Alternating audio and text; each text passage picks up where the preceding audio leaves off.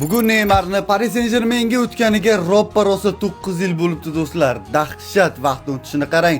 Bundan ro'ppa-rosa 9 yil oldin 2017-yil yozida Barselonadan Paris Saint-Germainga 222 million yevro tarixdagi eng qimmat summaga transfer qilingandi. Aynan o'zining qarori evaziga. Va bilasizmi do'stlar, agar vaqtni orqaga qaytarish va bitta transferni bekor qilish imkonim bo'lsa, men Neymarni transferini bekor qilib uni Barselonada qoldirardim.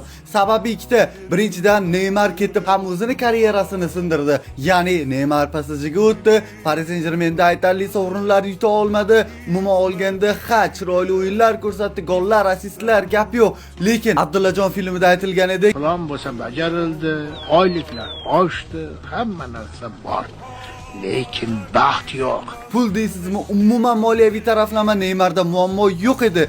Lekin Neymar oldingidek qo'noq bo'la olmadi. Barselonadagidek shahzodaga aylana olmadi. Paris Saint-Germainda yu boshqa klublarda o'shandan keyin faoliyati orqaga ketishni boshladi. Bu yoqda esa Barselonani ham zararga qo'ygani shundaki, Barselona Neymarning o'rnini yopish uchun u kabilarni axtardi, topdi, olib keldi. Biroq ular Neymar bo'la olmadi. Ularning hech qaysi biri Neymarning funksional vazifalarini bajara olmadi. Va bilasizmi, Neymarning taqdiri menga Shawshankdan qochish filmidagi Reddining taqdirini eslatib yuboradi. Va uning qamoqdan chiqarilayotgan iqtibosi aynan Neymarga mos tushadi. Bir